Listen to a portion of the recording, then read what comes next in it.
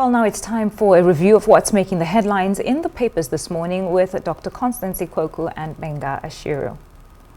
Good morning. Good morning. Good morning. How are you guys? Always a delight to thank God it's Friday. Oh, Benga, I don't always forget that. That's your slogan. You never forget it. Yeah, all right. It's Friday. Hello there and welcome to the program. Let's look at those stories that are shaping the agenda for you today. Kicking up with this day news.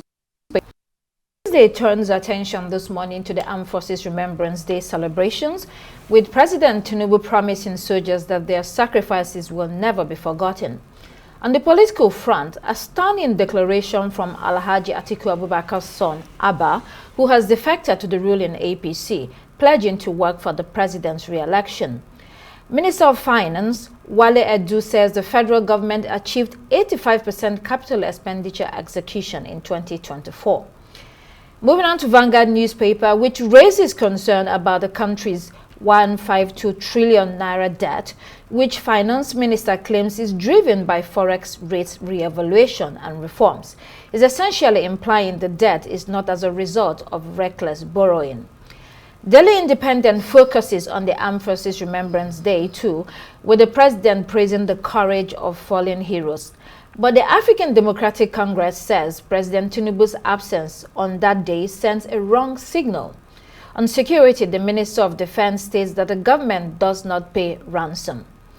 Leadership focuses on petrol demand, which has surged 63.7 million liters per day in December, with imports dropping to 42.2 million liters per day, signaling that the impact of local refining.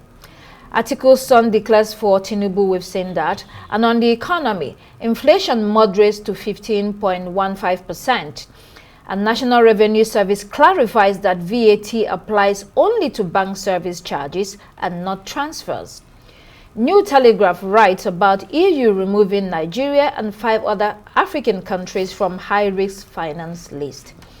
The Punch leads with the U.S. planning to spend $413 million for counter-insurgency operations in Nigeria and other African countries in 2026. To the international headlines, kicking off with Daily Mail. Most UK titles today focus on domestic politics, and international themes are visible mainly through political context and secondary coverage. So in Daily Mail, there's a seismic shift on the British right. The paper leads with an unprecedented standoff between Tory leader Kemi Badenoch and Robert Jenrick, who has now defected to Reform UK. Daily Express also highlights that defection that rocked the Conservatives, with Badenoch's statement that bad people are leaving my party. Daily Mirror labels Reform UK as Farage's party of Tory failures, following Jenrick's move. The Times reports that Badenoch had sacked Jenrick after receiving irrefutable evidence about his planned defection. The Sun draws parallels between Jenrick's political moves and The Traitors, which is a reality TV show that blends politics with a tabloid entertainment angle. The Daily Telegraph fronts with Jenrick's attack that the Tories have broken Britain, emphasizing deep fractures in UK centre-right politics. Newspaper calls it a day of poison, positioning Jenrick's defection as deepening the feud within British right-wing politics. And The Guardian says Middle East allies urge Trump not to strike Iran amidst all that is going on in that country, the protests and the killings and the executions. Financial Times reports that the U.S. dialogue with Iran has helped to de-escalate tensions in the Gulf. Now, let's see what these stories actually mean for people. Can we pull up this day again? Looking at the Armed Forces Remembrance Day celebrations, which took place yesterday, the president speaking and promising soldiers that all their sacrifices will not be forgotten by the country. He was represented by the vice president, who saluted the widows, children, and families of the fallen heroes. We discussed this extensively yesterday, Benga. But apart from the federal government that marked it, different states, we saw reports from different states, Enugu, Abia in northern Nigeria, all praising the efforts of Nigerian soldiers who do so much every day to keep us safe. But most times these sacrifices are not recognized? Yeah, I would rather go with the last very instructive and poignant line that what more can be done to appreciate this fallen heroes. They've paid the ultimate price, and that can never be overemphasized for our own safety so that we can live our life. They pay the ultimate price in defending the national sovereignty of our nation, and they fought the war of national unity. So whichever way you look at these people, they deserve to be celebrated. They deserve, and especially focus should be paid to their loved ones, their families and loved ones, that their dependents. They should be made not to feel that brunt of losing a breadwinner. We know that nothing can ever equal that price. So I think that there should be an institutional framework that will design a welfare package, not just a survival package, because what we have seen so far looks like a survival package. We had General Enenche yesterday, and he told us the paltry amount that has been given to ex-soldiers and their families. I think that the federal government should move beyond ceremony. I love what the governor of Enugu State, Governor Peter Mba, said yesterday on the Armed Forces Remembrance Day, that it should move beyond ceremony to actually addressing the plight and the welfare of the families of these fallen heroes. Yes, Benga, I'd love to agree with you on what you've just said. And it was a bittersweet moment watching the ceremony yesterday and the proceedings that are actually on the screen right now. You know, it's easy to speak about soldiers that have fallen and have lost their lives while saving the country. But when you actually see the number of widows that have come up, the ones that are, you know, standing on the screen right now, holding these placards at the ceremony yesterday, it really puts these types of numbers into perspective and really is a wake-up call. I'm glad that these conversations are being had about what more can be done for those who have been affected by the loss of a breadwinner in their family. Staying with this day newspaper, Alhaji Atiku Abubakar's son, Abba, moves from the PDP to the APC, citing quality leadership and political ideology of the ruling party as basis for his decision. He will work for the president's re-election, he has declared. And yesterday he was received at the National Assembly by the Deputy Senate President, Jibril Barau, not Speaker rather, and other members and leaders from the Northeast region, which is where he comes from, Adamawa State. Yolanda, looking at this story, how significant do you think this is? Because his father has moved from the PDP to the ADC, and the son is now joining the ruling party. And if it is true that he will run again, it pitches him and his father, you know, against each other. Well, I don't think so. I mean, you know, in politics, they say that there are no enemies in politics. And so I think that this is just makes it more interesting. And it's really good to see that people are taking their, you know, their individual stances in the case of Atiku's son. So I think it's there's nothing negative about it. It's very good to see healthy competition. And, you know, this is a father and a son. They're each choosing what they want to support and what they want to align themselves with. If I may add, I think Section 38 guarantees the freedom of thought, conscience, and religion, and the right to affiliate politically. Absolutely. So when we look at that, but it also underscores the political adroitness of President Bola Tinubu. I've always talked about his skillful political astuteness when it comes to politics. But we wish that he could also bring this into governance and turn things around for the nation, because his political genius is something that is quite legendary, but he should be able to match politics and governance together. That is what democracy is all about. Ogbenga, is this about political genius? When you really examine what's currently going on, where there are subtle pressures, not actually subtle, indirect pressures in political parties that are the opposition to ensure that everybody is towing the same line or joining the same political party. What does that do to the country?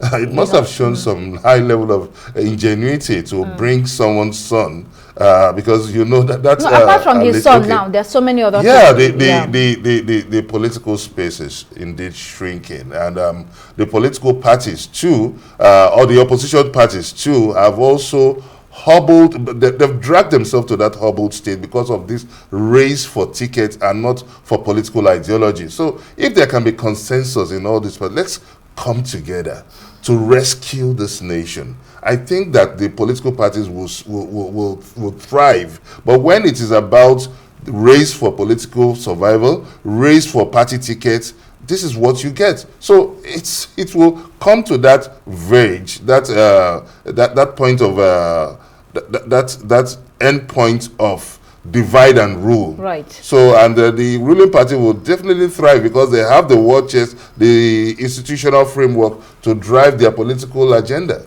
And to buttress the argument, when you look at what's happening in the Labour Party, when Peter Obi officially was still in the party, Mr. Julius Abure was fighting Mr. Peter Obi because you know, some say that he had some agenda, but on the ground, what was happening was that the ruling party was sponsoring people to ensure that that party is crippled and make it difficult for Mr. Obi to fly again on that platform in 2027, which is next year. Now that Mr. Obi has officially said, I am moving to the ADC, you know, Julius Abure has changed again. And so it just shows what is happening and how that is affecting real democracy within the country. You wanted to say something? I think it leaves some air of political uncertainty. Don't forget that former governor of Ekiti State recently said that the biggest threat to President Bola Ahmed Tinubu was Peter Obi, was the obedient movement. But now, his defection from Labour Party to ADC that has the big masquerade inside Atiku that seems to be building the structure towards his political ascendancy. It leaves a bit of uncertainty again in that race. So the opposition party really needs to put their acts together to get a meaningful contest ahead of 2027. Do you know one person say as well? Let me just say, do you know one person that is being underestimated or is not much talked about is Rotimi Amechi? Indeed. Yeah, everybody is focused on Atiku Abubakar and Mr. Peter Obi. And the sense is that Mr. Peter Obi went to the ADC or moved to the ADC because he probably has been promised a ticket, but it may not be so. It will be a real tough battle between him, Atiku Abubakar, and Rotimi Amechi. No one is talking about it. I think it's only common that people would align themselves more, speak more about the people that are openly coming out. Even if Rotimi Amechi is, you know, still putting his foot in the running, we haven't heard a lot. And, you know, the year is still young. We're still in the first month of the year. I think we're going to be seeing a lot of evolving changes, a lot of unexpected things happening. I believe this change with Atiku's son moving to the APC is just the beginning of many more things that are going to come. Yeah, still talking about Amechi, I just want to remind us that he came second at the 2023 APC primaries. Yes. So his electoral value should not be sidelined. Absolutely. And he has been speaking. He's very vocal. Yeah. He hasn't hidden his ambition at all. Let's move to Daily Independent. The Minister of Defense, Christopher Musa General, retired, says the government does not pay ransom. He explained that the government instead relies on military pressure and intelligence operations to secure release of abducted victims. He went on to say that if others pay, the government does not, and it's an assumption that is widely held. Sustained operations leads to release of victims, and you know, there was that assumption that the kidnapped school children from Niger State were released after some ransom was paid. There were questions out there, you know, what happened, and also because we did not see that they were arrested, the kidnappers were arrested. Nobody heard anything about them, and that is why it was assumed that a backroom deal was made. We also remember that the Minister of State for Defense, Minister of State for Defense, was sent, you know, to that state to you know, handle the situation. And because he used to be a governor and was known as someone who did deals and negotiations with bandits and terrorists, it was widely assumed. So the Minister of Defense now saying categorically this does not happen.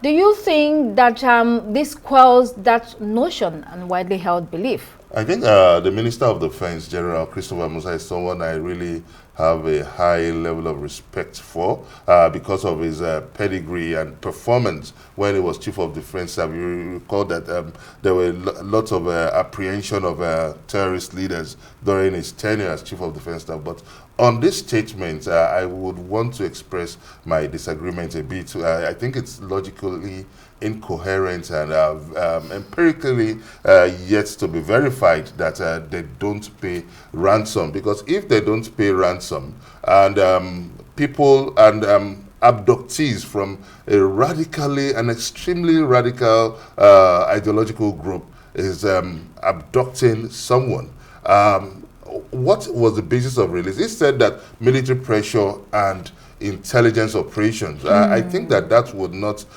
suffice in filling the gaps of how the mystery behind the release of these abductees. I think that they would need to do more in explaining to us, and that would also help in also building the intelligence bank against in the fight against this terrorism. Now, I don't think that's let me just share some information before I come to you. Let me share some information before I come to you. Some staggering figures of this, because it's a thriving industry. The National Bureau of Statistics says that between May 2023 and April 2024, Nigerians paid an estimated 2.2 trillion naira in ransom during a 12-month period, with an average of about 2.67 million naira per incident. An SBM intelligence report covering July 2024 to June 2025 also recorded 2.56 billion naira paid in ransom. In each incident, 48 billion naira was demanded, and Nigerians were scrambling to pay that. And we have, over 4,700 people abducted that year. So we're dealing with an industry that is really a problem. So what is very ironic to me in this moment is that all that you have said actually comes as an introduction to the point that I was trying to make. We are definitely all on the same page at this table. The ransom economy in Nigeria is deeply, deeply rooted. We would be foolish to say that this does not exist and it's not being done. And we also need to start looking at the reasons why kidnapping is such a viable, sort of business, for lack of better words, because you have these poorer communities that are resorting to to kidnapping, because definitely it is bringing in more money than any other incentive that they may have. And what is the reason for this? There's not enough development in the states. There's not enough, policing in the states. There's so many issues, and we also have to start looking at the reasons why. But to deny that ransom is not being paid is something that should not be done. No, he said the government does not pay, but private people pay.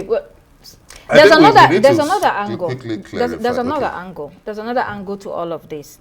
I think that this industry that is going on, that's been on for almost 15 years now, has profound implications for not only security, but for the economy and the authority of the state. Absolutely. Because what has happened is that it is incentivizing these people to move from productive sector to a sector that is just picking up people for no reason but to make money.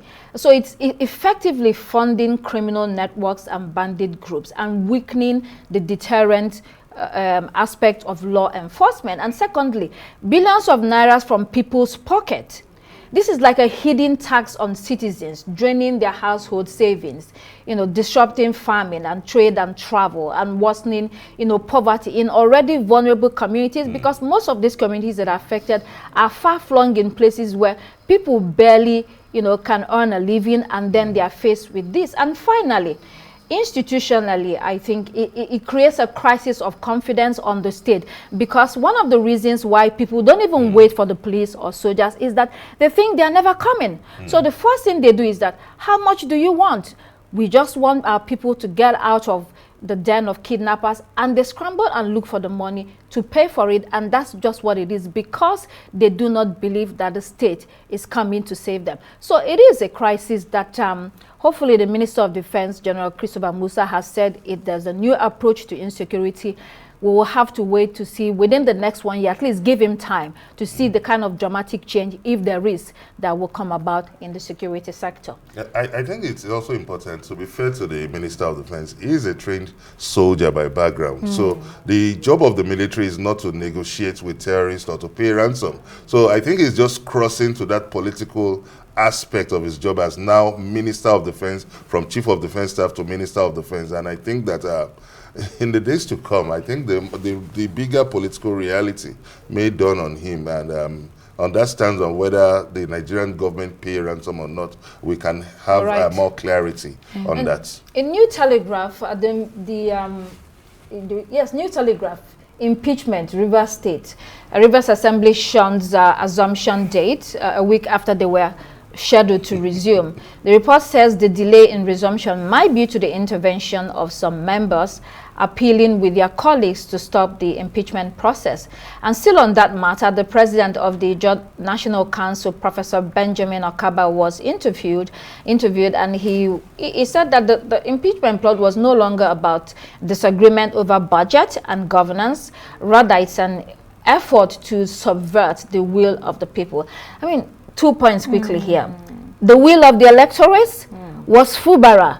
The will of the electorate, seeing how he came into power, how he came into office. Because I mean, when you go back to what transpired during that election, we had, a political godfather who seemed to have subverted the electoral process in order to install his political godson, and so it was a sort of investment into someone, for his own political future. And then, as soon as Fubara got into power, they fell apart because the intentions were not noble. The intentions were something different from what the people of Rivers State, wanted to see. I think I would agree with, I can't agree with you less, because when you look at the political culture across states and the electoral process, I think it has to be redefined if we want governors to really act as governors, because there is there's always this de facto office of the political godfather in every state, and that has been the process. So we need to make our electoral process less expensive and less cumbersome, and that brings the need for a sound and coherent electoral reform, because that is what is playing out in Rivers State, because Rivers State is used to blowing it out of proportion. But other states, they have these situations in the undercurrent in which both the political godfather and the incumbent governor have been trying to manage so that it doesn't escalate. Okay. In Kano State now, we have a situation between Kwakwaso and Abba Yusuf. And also in Kaduna State, we had this estranged relationship between Malam Nasser El-Rufai and Ubasani. Yeah. So that's the situation. Okay, we couldn't get to Vanguard newspaper, the gun hegemony, how military incursion arrested Nigeria's growth. Very interesting book by Ayo Okpadoku, National Democratic Coalition, NADECO member. He talked a lot about, what that coup did to Nigeria and his generation. People like Chief Emeka Anyoko Amoka attended that event. They used that opportunity to call again for a new constitution. We can discuss that, but let's go to the international headlines. Trump seizes another Venezuelan oil tanker as battle for the country's leadership heats up. We have Nobel Peace Prize laureate Maria Corina Machado and current acting president Delcy Rodriguez fighting for control and for Trump's favor. Machado, who had been in hiding until she re-emerged very recently, was scheduled to meet with Trump. She has met him, actually. Rodriguez, on the other hand, is setting into a new role as the acting president. She's considered a staunch member of the old guard, but a strong Maduro defender. So you have both women. Yolanda, these are two powerful women, yes, bending, over to please President Trump and to get his endorsement. How do you see this political drama playing out? It's actually very troubling, because in addition to the seizing of these vessels, there's this brewing dispute of legitimacy that you so very well articulated. And now we have Machado going against Rodriguez, which should not be the case. Trump should be somewhere in the scene there, but we're seeing this, pit against one leader against the other. And, Machado made a significant move by offering her Nobel Peace Prize to Donald Trump. And that, in itself is very shocking. It caught a lot of people off guard. She has had a valid excuse for why she did so, why she made the offer, but many people are looking down on it and saying, well, this is not supposed to be done. And I don't know if, maybe it was an ego-stroking move, because we all know that Donald Trump has been vying for this Nobel Peace Prize because he feels that he is the rightful, custodian of this. But let's also not forget, Nicolas Maduro is still behind bars, him and his wife. So many things are happening. The situation is likely to continue escalating. And unfortunately, as they rightfully say in the African proverb, when two elephants fight, it's the grass that suffers. And ultimately, the people of Venezuela are the ones who are going to be the casualties of what is going on. All this ruckus with the oil tankers is money lost, money that is supposed to be going back into the country. All this going on between Machado and Rodriguez, these conflicts are contributing factors that will only cause more domestic instability in the country. What confronts Venezuela now is a choice between strategic legitimacy and political pragmatism. And the latter is what Trump is doing. Machado is there, really trying to appease him. He wanted that prize, she got it. So she's framing herself as the democratic alternative, to Maduro's regime, and, wanting Trump to legitimize her. But that's what she's doing, praising him at every point. On the other hand, you have pragmatism. The deputy president, who is now acting president, Rodriguez, who is a staunch Maduro supporter. At the same time, she's trying to